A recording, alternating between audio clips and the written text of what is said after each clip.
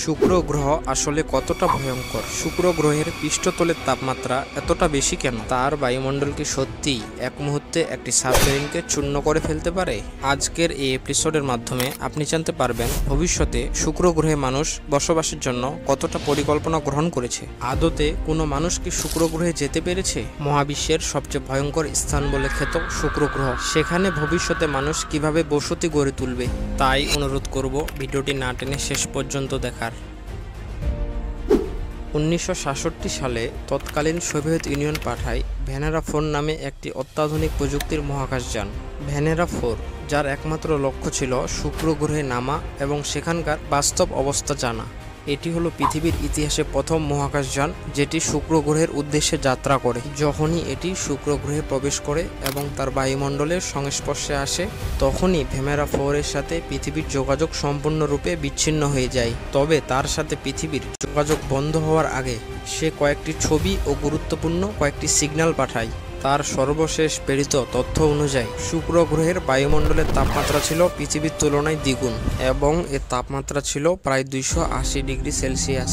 এই মিশন জানিয়ে দিল বিশ্বকে শুক্র গ্রহ আদৌ কোনো মনোরম স্থান নয়। ভেনেরা 4 এ কী হয়েছিল তা বোঝার জন্য বিজ্ঞানীরা তৈরি করলেন আরও শক্ত ও আরও সহনশীল ভেনেরা 5। 2 বছর পর তা শুক্র গ্রহে উৎক্ষেপণ করা হয়। কিন্তু যখন অবতরণের ক্যাপসুলটি শুক্র গ্রহের ভূপৃষ্ঠ থেকে মাত্র 6 থেকে 24 কিলোমিটার দূরত্বে ছিল, তখন সেটি আবারও চূর্ণ বিচ্ছিন্ন হয়ে যায়। তখন ভেনেরা 5ও ব্যর্থ হয়। পরবর্তী ধাপে আসে ভেনেরা 7। 1970 সালে 15 ডিসেম্বর এটি উৎক্ষেপণ করা হয় শুক্র গ্রহের দিকে। এইবার সেটি শুক্র গ্রহে সফলভাবে অবতরণে সক্ষম হয়। এটাই ছিল পৃথিবীর ইতিহাসে প্রথম যখন কোনো স্পেস প্রোব শুক্র গ্রহের মাটিতে সফট ল্যান্ডিং করে। এই মহাকাশযানটি ল্যান্ডিংয়ের পর কিছু গুরুত্বপূর্ণ তথ্য দেয়। তার বায়ুচাপ হলো পৃথিবীর তুলনায় 90 গুণ এবং তাপমাত্রা প্রায় 500 ডিগ্রি সেলসিয়াস। মাত্র 23 মিনিট পরেই এটি হঠাৎ নীরব হয়ে যায়। বিজ্ঞানীরা হয়তো তখনও বুঝতে পারেনি এই কাজটি করা কতটা চ্যালেঞ্জিং। কিন্তু এরপরে যে মহাকাশযানগুলো উৎক্ষেপণ করা হয় সেখান থেকে আসে সফলতার প্রথম ধাপ।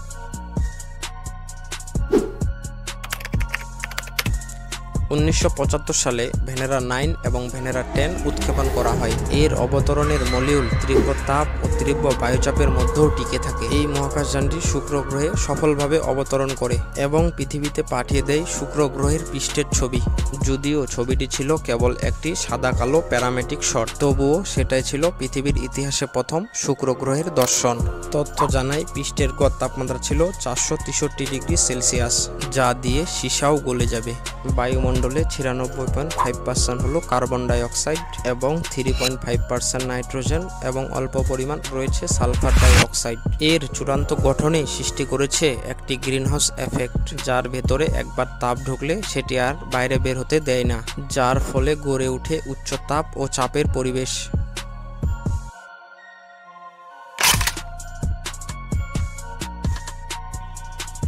1982 সাল আসে ভেনেরা 13 এবং ভেনেরা 14। তারা প্রথমবারের মতো বিশ্বকে দেখায় শুক্র গ্রহের রঙিন ছবি। বাদামি পাথর, কমলা আকাশ আর ধূলিধূসর ভূমি। ভেনেরা 13 চলে মাত্র 32 মিনিটের জন্য, যা পরিকল্পিত হলেও এটি ব্যবহৃত হয় 127 মিনিট এবং তা শুক্র গ্রহের সর্বোচ্চ কার্যক্ষম এক্সপ্রেস প্রোব বলে রেকর্ড করে। ভেনেরা 14 নেমেছিল প্রায় 665 কিলোমিটার দূরে। এটি গবেষণা করে শুক্র গ্রহের মাটির উপাদান, কিন্তু এর ক্যামেরা একটু বেঁকে যাওয়ায় চারপাশের পাথরের ছবি এবং সামান্য কিছু মাটির ছবি উঠে আসে। এটির অবাক করা তথ্য হলো এটি শুক্র গ্রহের কয়েকটি শব্দ রেকর্ড করে। চলুন শুনে আসি সেই গা শিহরিত জাগানো শব্দ।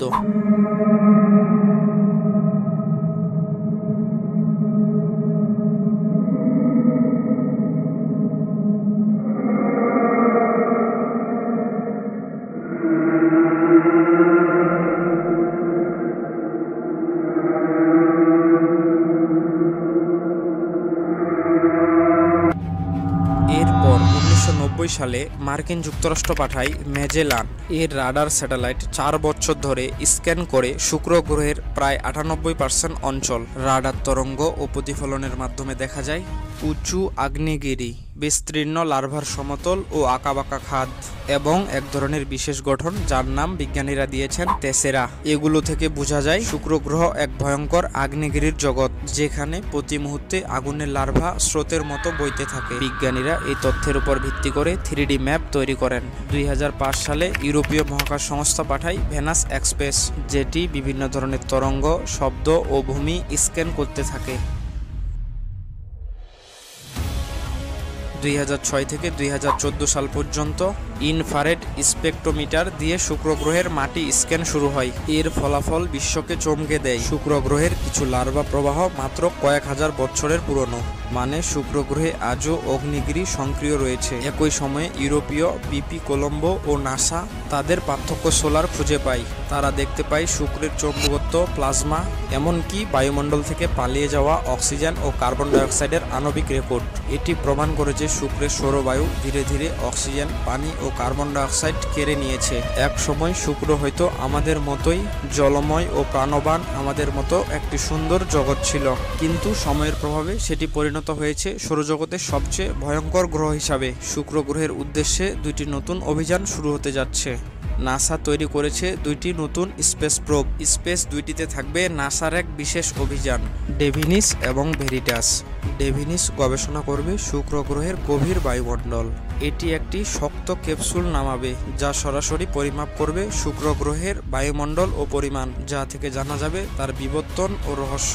এ পর্যন্ত মানুষ প্রায় 46টি মহাকাশযান পাঠিয়েছে শুক্রের দিকে। এসব তথ্য আমাদের দিয়েছে এক পরিপূর্ণ ও বিস্ময়কর ভাবনা। মানুষ বিগত 68 বছরে সৌরজগতের 8টি গ্রহ ও বড় বড় উপগ্রহ ঘুরে দেখেছে। একটি কথা তো পরিষ্কার, পৃথিবীর মতো মনোরম স্থান আর অন্য কোথাও নেই।